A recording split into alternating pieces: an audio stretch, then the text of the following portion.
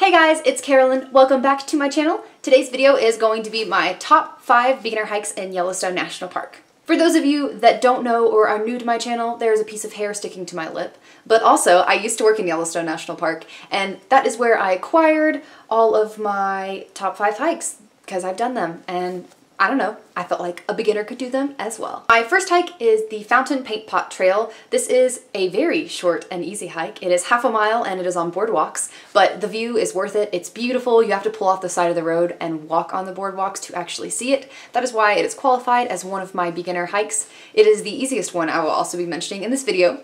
If you guys don't know what the fountain paint pots look like, here are some pictures on the screen. Look at them, enjoy them, view them. This hike is closest to the West Yellowstone entrance, and that is where I would recommend you go in to see them, in case you care about that bit of information.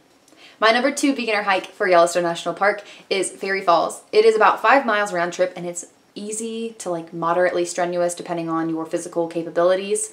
It offers a better view of the Grand Prismatic, but if you guys don't know what that looks like, here it is on the screen. Very grand. Very prismatic.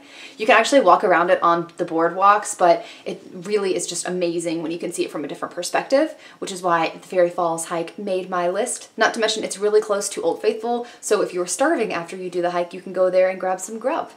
My number 3 hike is the Lone Star Geyser. This is about a 4.8 mile hike and it's very moderate. It is in, I believe, the lower Geyser Basin, which is pretty close, once again, to the West Yellowstone entrance, to Old Faithful, also pretty close to the Grand Prismatic.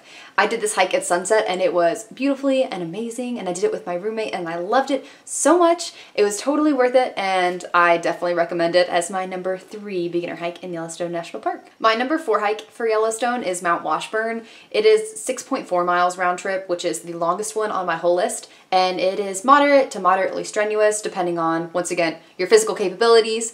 It is for the most part paved, and the reason it's classified as strenuous is because 3.2 of it is uphill, the other 3.2 is downhill.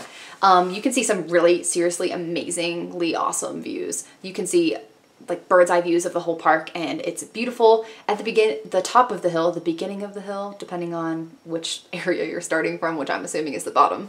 So at the top of the hill, they actually have a ranger station there, and I'm gonna go ahead and highly recommend that you take the paths that are made for you, because when I hiked it, my friends and I decided to be hooligans and just pranced down the side of the mountain, which then resulted in whatever ranger was in the station yelling at us through a microphone so loud that we could hear it half a mile away.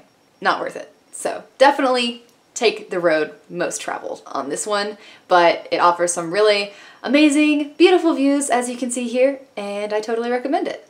So last but not least, my number 5 beginner hike in Yellowstone National Park. This is the most difficult out of all of them. It is called Avalanche Peak. It is 2 miles up and 2 miles down, and basically it's very strenuous. I say very strenuous because it was the first hike I did when I was in Yellowstone, and I was dying. My muscles were screaming, I was sweating, I was tired.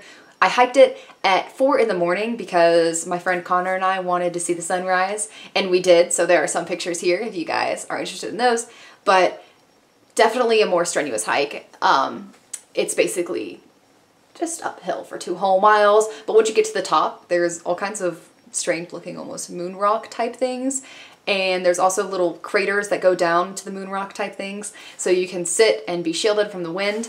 That's what we did for about 2 hours that we were up there, and we watched the sunrise and came back down. A side note for all of these hikes is that I definitely recommend that you bring bear spray, because there are bears in Yellowstone National Park. You can Google it. You can see pictures of the bears in Yellowstone National Park. They're there, and sometimes they're going to be around where you're hiking, so bear spray's a good thing to have. But that is it for all 5 of my top beginner hikes in Yellowstone. Thank you guys so much for watching, and subscribe to my channel, like this video, follow me on Instagram at casuallycarolyn. Thank you guys once again, and I'll see you next time. Bye.